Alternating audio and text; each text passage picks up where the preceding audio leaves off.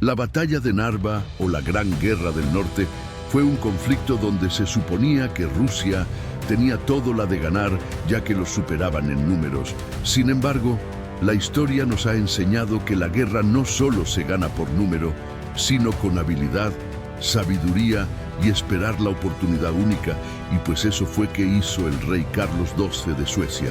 A pesar de no contar con un ejército tan grande como el de Rusia, pero sí contaba con un gran intelecto y supo aprovechar la situación a su favor y lograr lo impensable, y es humillar a una potencia como Rusia. Y en este video te contaré cómo fue esa gran hazaña a pesar de estar en inferioridad numérica.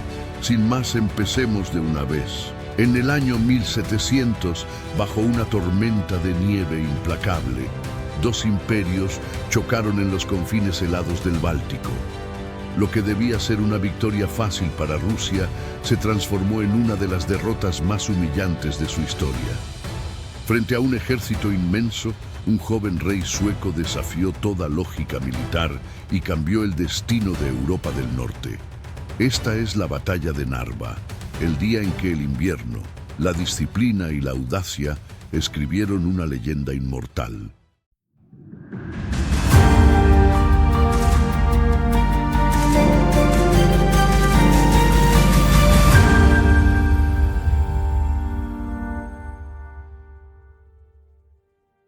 En el otoño de 1700, en los fríos confines del norte de Europa, se libró una batalla que nadie esperaba que cambiara el equilibrio de poder del continente. La batalla de Narva fue el primer gran choque de la Gran Guerra del Norte y enfrentó a dos mundos opuestos. Por un lado, el joven rey Carlos XII de Suecia, apenas un adolescente, al mando de un ejército pequeño pero veterano. Por el otro, el zar Pedro I de Rusia, decidido a transformar su imperio atrasado en una potencia moderna. Narva no era solo una ciudad estratégica en la frontera del Báltico, era el escenario donde se pondría a prueba la ambición rusa frente a la tradición militar sueca. Bajo cielos grises y un viento cortante, miles de soldados rusos sitiaban la fortaleza convencidos de que la victoria era cuestión de tiempo. El ejército ruso superaba ampliamente en número a los suecos. Decenas de miles de hombres, mal entrenados en su mayoría, rodeaban Narva con trincheras improvisadas, artillería dispersa y una cadena de mando inexperta. Pedro el Grande había iniciado reformas, pero su ejército aún estaba lejos de ser la máquina disciplinada que soñaba construir. Mientras tanto, Carlos XII avanzaba con una fuerza mucho menor, pero endurecida por años de guerra. Sus soldados suecos, disciplinados hasta el extremo, marchaban con una confianza casi arrogante. Para ellos, la inferioridad numérica no era una desventaja, sino un desafío.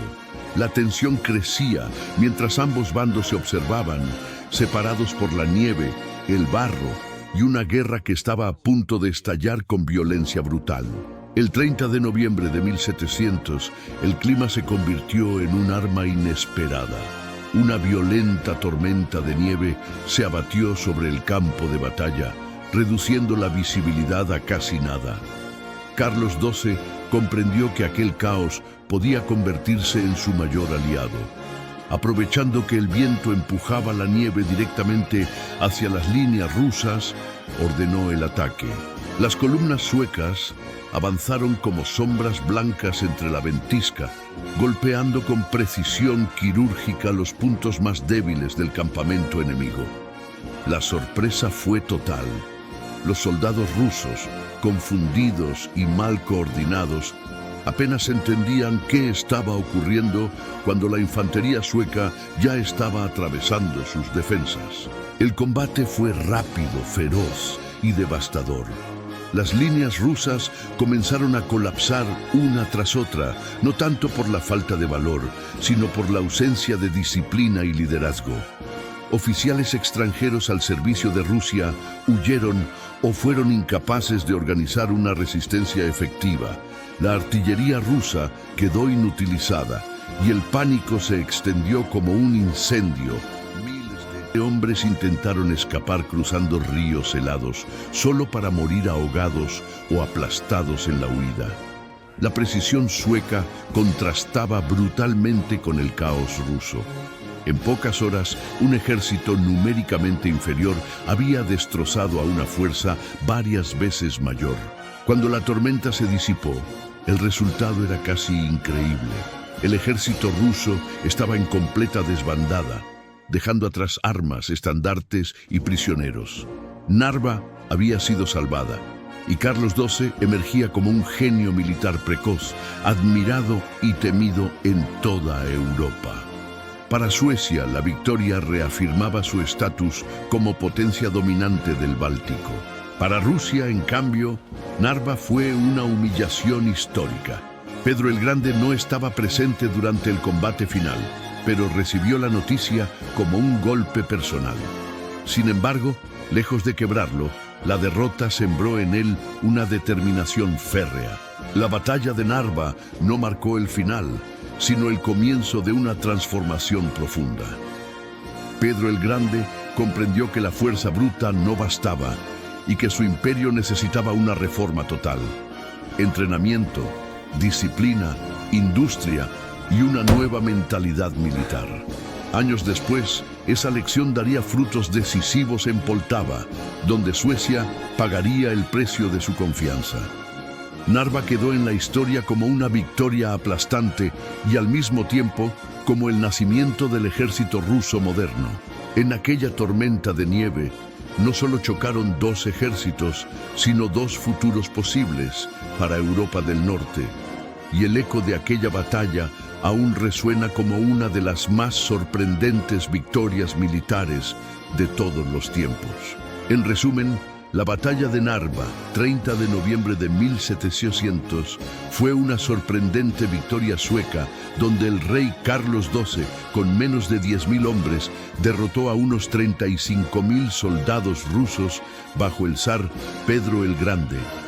Aprovechando una tormenta de nieve que cegó a los rusos, los suecos utilizaron un audaz ataque de infantería para romper el sitio, provocando una desbandada y la captura de casi toda la artillería rusa.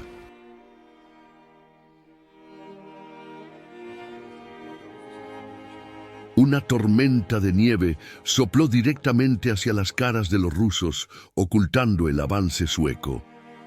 Cuando el clima cambió, los suecos atacaron a bayoneta calada, lo que inicialmente causó pánico. El ejército de Carlos XII era superado en número por al menos 3 o 4-1, pero demostró ser mucho más profesional y estar mejor preparado.